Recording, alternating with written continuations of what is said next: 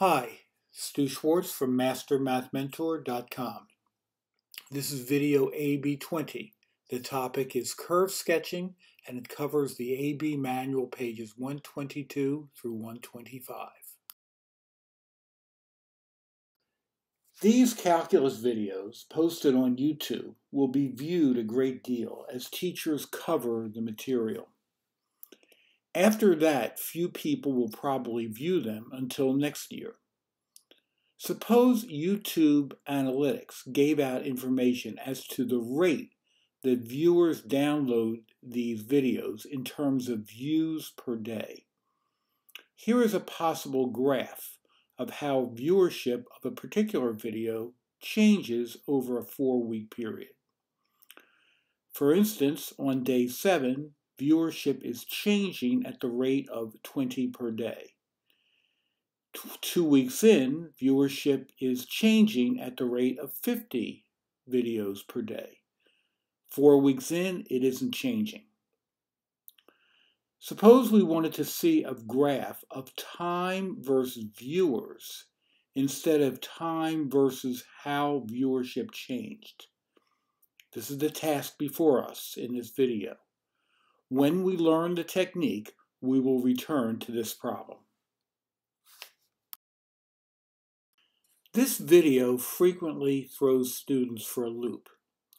Previously in the course, our process has started with a function f of x, and then we calculated the derivative f prime of x. In this section, we start with the graph of the derivative of the function f prime of x, and we will work ourselves back to a sketch of the shape of f of x. It is a tricky procedure, and a good number of examples will be shown to make it clear and logical. On page 122, there is a procedure that details the steps in moving from a graph of f prime of x to a sketch of f of x. Rather than go through this, we will look at problem by problem and show how this technique is done. In the following problems, you are given a graph of f prime of x, and your goal is to draw a sketch of what f of x would look like in terms of its shape. You have to remind yourself at all times that you are looking at the graph of f prime of x, not the graph of f of x. Keep saying that to yourself. I am looking at f prime of x. In step A, we will make a Sine chart for f prime of x, paying attention to critical values where f prime of x equals 0, which is the x value where the given graph crosses the x-axis, intervals where f prime of x is greater than 0, where the given graph is above the x-axis, and intervals where f prime of x is less than 0, where the given graph is below the x-axis. Remember, you are looking at f prime of x. We see our Sine chart for f prime of x. There are no critical values because there is no place where f prime of x, the graph that you are looking at, equals 0. F prime of x is always above the x-axis, so its Sine chart is always positive. Our next step is to analyze a Sine chart. Since this is f prime of x, you can determine where f of x is increasing and decreasing, as well as relative minima and relative maxima. Since f prime is always positive, that means that f is always increasing. And because there is no location where f prime switches from positive to negative or negative to positive, the graph of f has no relative extrema.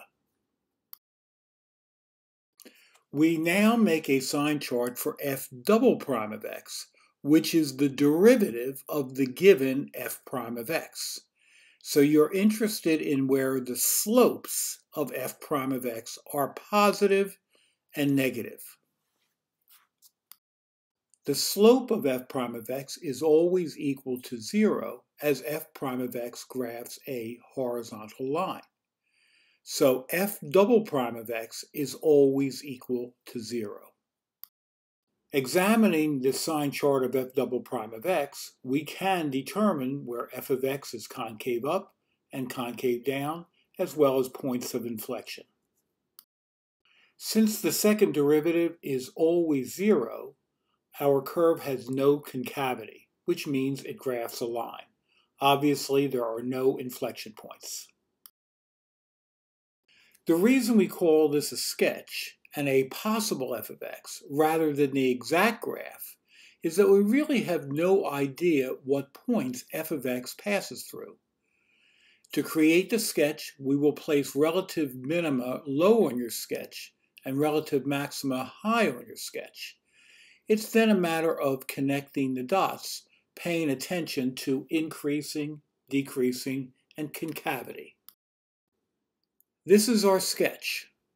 We know it is always increasing. We know it's a line. By its nature, there is no relative extrema. So the only thing that we really don't know is its position and where it crosses the y-axis. I have it going through the point 0, 1, but you don't know that. It could go through any point on the y-axis. That's why we call it a possible f of x. One other piece of information we do know is that the slope is always 2. So we know our line is a line going up to the right with slope 2.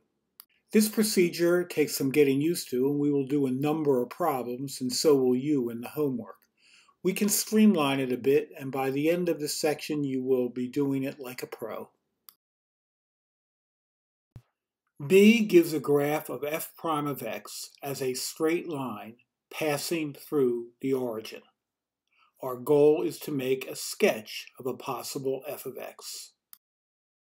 I choose to make my sign charts of f prime of x and f double prime of x immediately and then analyze them afterwards. When we look at f prime of x, which we are given, we see that it is below the axis to the left of 0 and above the axis to the right of 0. So f prime of x is negative if x is less than 0, positive if x is greater than 0. We then look at f double prime of x, which is the slope of f prime of x, and we find that it is always positive. So our analysis is that our curve is decreasing to the left of 0, increasing to the right of 0, which means we have a relative minimum at x is equal to 0. And since f double prime of x is always positive, our curve is concave up. So this is a graph of our possible f of x. It is decreasing and then increasing, having a relative minimum at x is equal to 0. And the curve is always concave up. The only thing that we do not know is its positioning on the y-axis. I have it going through the origin, but it does not need to go through that point. It could go through any point on the y-axis. We are not interested in how wide or narrow our graph is. We're just interested in the shape. In C, our f prime of x is in the shape of a parabola whose vertex is at the origin and opens downward. Our analysis of f prime of x is that it is negative to the left of 0 and negative to the right of 0, with a critical point at x is equal to 0. Our f double prime of x is positive to the left of 0 as slopes go up to the right, and negative to the left of 0 as slopes go down to the right. This means that there is no relative extrema because the curve does not switch from increasing to decreasing or decreasing to increasing. However, there is an inflection point at x is equal to 0. Graphing a possible f of x, we see a curve that is decreasing at every point except x is equal to 0, which is a stationary point. The curve is concave up to the left of x equals 0 and concave down to the right. We place the point of horizontal tangency at 0, 1, but it could be at any place along the y-axis. In D, we start to get a little bit more complicated. We see our graph of f prime of x with zeros at -4, -2, and 4. Our goal is to sketch a possible f of x, but this time passing through the point -4, 2. Our analysis of f prime shows that we have critical values at -4, -2, and 4. And f prime is negative to the left of -4, positive between -4 and -2, negative between -2 and 4, and positive to the right of 4. This means that we have a relative minimum at x is equal to -4, a relative maximum at x is equal to -2, and a relative minimum at x is equal to 4. For our analysis of f double prime of x, we find that our slopes are positive to the left of -3, negative between -3 and 1, and then positive to the right of 1, meaning that the curve is concave up, then concave down, then concave up. So we have an inflection point at x is equal to -3 and also at x is equal to 1. In drawing the graph, it is a good idea to put in some points. We know that the graph is passing through the point -4, 2. We know that there's a relative maximum at x is equal to -2, so that point has to be higher. We also know that there's a relative minimum at x is equal to 4, and that point has to be lower.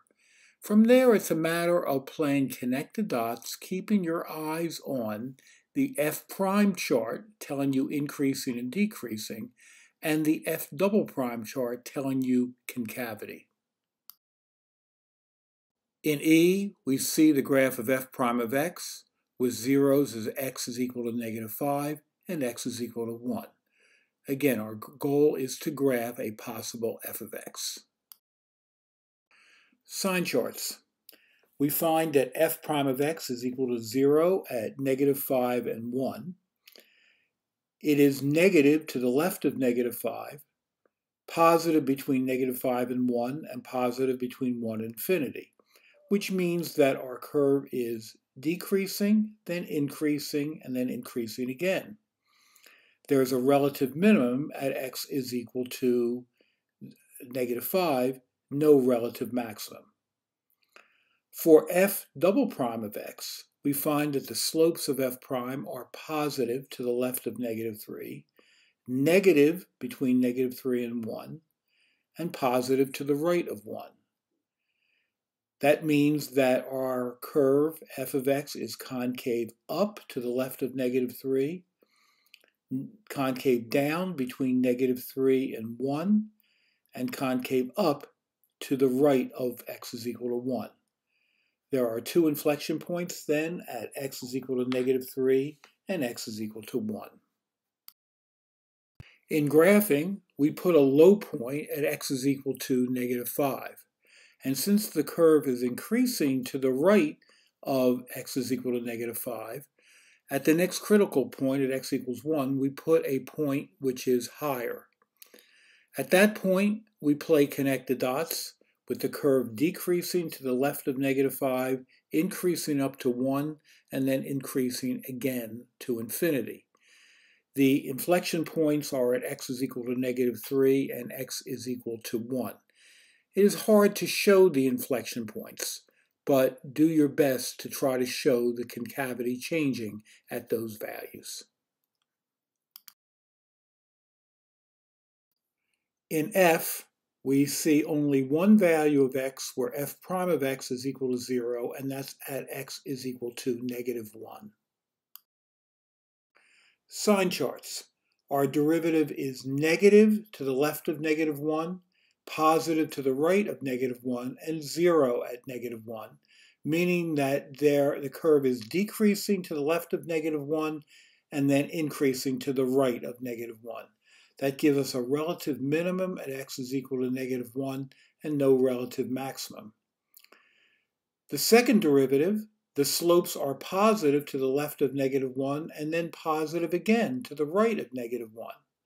So this curve is concave up and then concave up. There is no inflection point. For the graph, we put a point low on the curve at -1, -2, although it could be at anywhere when x is equal to -1. This is our relative minimum. Our curve is decreasing to the left of that point, increasing to the right of that point. The curve is always concave up. Since the first derivative was very close to 0 around x is equal to -1, notice that on the curve we made it very, very flat between -2 and 0. In G, f prime of x is clearly a piecewise function. It has zeros at x is equal to -4 and x is equal to 3. Don't get hung up over the fact that f prime of x is clearly not differentiable at x is equal to 1. You are looking at f prime of x. The derivative exists at all points. Therefore, f of x is differentiable and therefore continuous. For our sine chart, f prime of x is negative to the left of -4, positive between -4 and 3, and negative to the right of 3. So our function is decreasing, then increasing, then decreasing, giving us a relative minimum at x is equal to -4 and a relative maximum at x is equal to 3.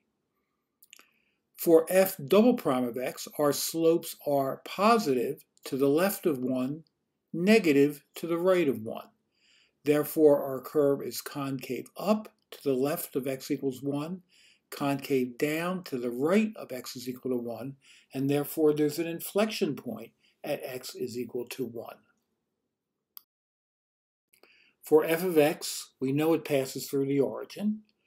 There is a relative minimum at x is equal to -4, so we put a low point, a relative maximum at x is equal to 3, and we put a high point. So the curve decreases, then increases between -4 and 3, passing through the origin, and then decreases again. The curve is concave up to the left of x is equal to 1 and concave down to the right of x is equal to 1. So the inflection point would be at x is equal to 1. In H, f prime is shown with only one 0 at x is equal to 1, and it is fairly vertical as it comes through that point. Sine charts. For f prime is positive to the left of 1, negative to the right of 1, and 0 at 1, meaning that the function is increasing and then decreasing. So there must be a relative max at x is equal to 1, no relative min. For f double prime, we take the slopes, and the slopes are negative to the left of 1, and then negative again to the right of 1. At 1, the slope is infinite because the tangent line is vertical, but that will not affect our concavity. Based on this information, the graph is easy. We have a relative maximum at x is equal to 1, and I put a high point on the curve. I put it at 1, 2. And the graph is increasing up to that point and then decreasing to the right of that point. And the curve is always concave down. I is tougher. We see by the graph of f prime of x that there is a 0 at x is equal to 1 and x is equal to 3, and a vertical asymptote at x is equal to 2. Sine charts. F prime of x is positive to the left of 1 and negative from 1 to 2. It is also negative from 2 to 3 and then becomes positive again, which means that we have a relative maximum at x is equal to 1 and a relative minimum at x is equal to 3. It is unclear right now what is happening at x is equal to 2. For the second derivative, our slopes are negative to the left of 2 and positive to the right of 2. So our curve is concave down to the left of 2 and concave up to the right of 2. We're not sure whether there is an actual inflection point at x is equal to 2, and we're going to have to look at the graph before we decide that. We do the graph very carefully. We put a point at x is equal to 1 as the relative maximum. The curve must increase to that point and then decrease down to 2 forever. On the right side of 2, the curve also decreases, which means that there must also be in f of x a vertical asymptote at x is equal to 2. So the curve decreases until it gets to 3, which is at the relative minimum, and then continues to upward. The concavity therefore makes sense. It's concave down to the left of x is equal to 2 and concave up to the right of x is equal to 2. There is no inflection point, though, at x is equal to 2 because of the vertical asymptote there. In J, we see f prime of x with only one zero, and that's at x is equal to negative 2. Sign chart work. F prime of x is positive to the left of negative 2, positive to the right of negative 2, and 0 at x is equal to negative 2, which means that there is a horizontal tangent at x is equal to negative 2, and this curve is increasing to the left of negative 2 and increasing to the right of negative 2. There are no relative extrema. For second derivative, our slopes are negative to the left of negative 2, positive to the right of negative 2, and infinite at x is equal to negative 2. So the curve is concave down to the left of negative 2 and concave up to the right of negative 2. Since f prime of negative 2 exists, it's equal to 0, there is a point of inflection at x is equal to negative 2. We place the point at x is equal to negative 2 where the derivative is equal to 0, any place along x equals negative 2.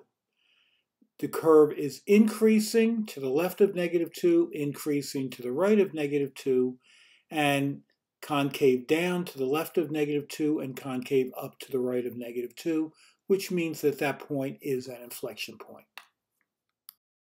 So let's go back to where we began. We were given a graph of the change in views of our YouTube video in red. And what we wanted to do was create a graph of how many views we've had over the 28 days. Since we are given the change in views, that is v prime of t. And except for t equals 28, v prime of t is always positive, meaning that our curve is increasing, and therefore there are no relative extrema. For v double prime, we look at the slopes of v prime, and we find that between 0 and 7, the slope is 0. Between 7 and 14, the slope is positive, and then between 14 and 28, the slope is negative, meaning that between 0 and 7, our graph of views is a line. Between 7 and 14, it's concave up, and then between 14 and 28, it's concave down. So the only point of inflection is at t equals 14. Here's our graph of our possible views. It makes the assumption that at time equals 0, there were no views. It is linear from 0 to 7. It then increases concave up, and then switches at t equals 14 to concave down. Notice that at t is equal to 28, the slope is 0, and therefore the curve of possible views levels off at that point. In problem 2, rather than giving a graph of f prime of x, you are given selective pieces of information about f, f prime, and f double prime, and you are expected to draw a graph of a possible f of x. In A, you are told that f prime of x is greater than 0, f double prime of x is greater than 0, and f of 1 equals negative 2. This can be interpreted as f is always increasing, f is always concave up, and f passes through the point 1, negative 2. So in constructing our graph, we put a point at 1, negative 2, and draw a curve that is constantly increasing and constantly concave up. The shape must look something like this. B reads that f prime of x is greater than 0 if x is greater than 1, f prime of x is less than 0 if x is less than 1, and f prime of 1 is equal to 0. Also, f double prime of x is greater than 0, and f of 1 equals negative 1. The first two statements say that f is increasing on the interval 1 to infinity and decreasing on the interval negative infinity to 1. F prime of 1 equals 0 means that there's a horizontal tangent at x is equal to 1. F double prime of x greater than 0 means that the function is always concave up. And f of 1 equals negative 1 says that f passes through the point 1, negative 1. While the graph does not have to be parabolic, a parabola certainly does fit the bill, with vertex at 1, negative 1. We have no idea how wide or narrow the parabola is. C reads that f prime of x is greater than 0 if x is greater than 2, f prime of x equals 0 if x is less than or equal to 2, f double prime of x is greater than 0 if x is greater than 2, and f of 2 is equal to 1. All of this can be interpreted as f is increasing on 2 to infinity. F prime of x equals 0 means that f is a horizontal line on the interval negative infinity to 2. F double prime of x greater than 0 means that f is concave up on 2 to infinity. And f of 2 equals 1 can be interpreted as f passes through the point 2, 1. This pretty much nails down what the curve should look like. We know that it is a horizontal line to the left of 2, and the fact that it passes through 2, 1 means that it must be a horizontal line at y is equal to 1. The only variable will be how steeply the graph increases to the right of 2. D reads f prime of x is greater than 0 if x is greater than negative 1.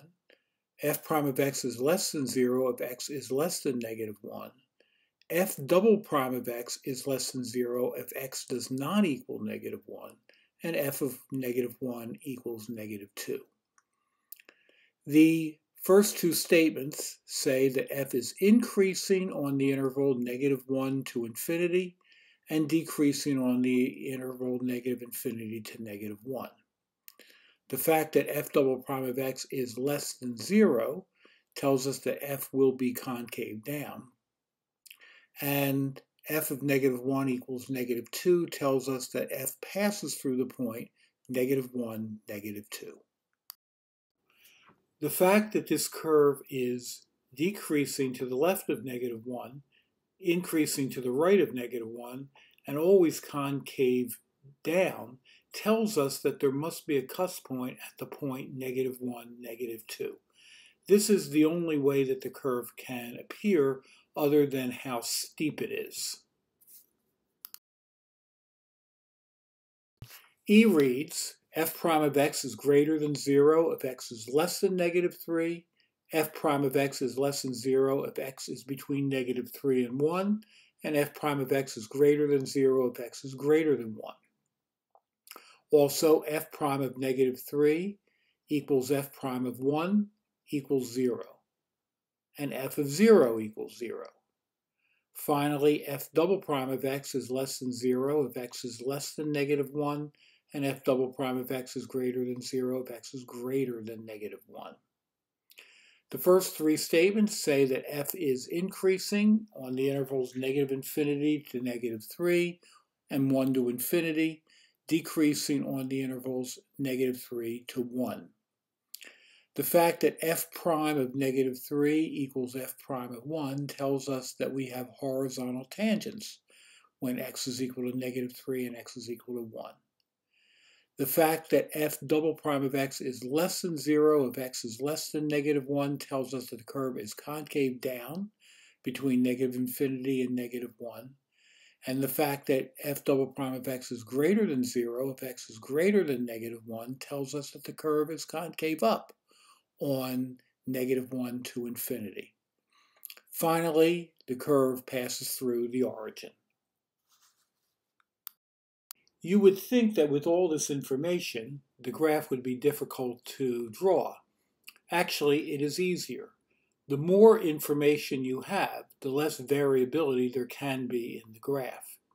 We know it goes through the origin.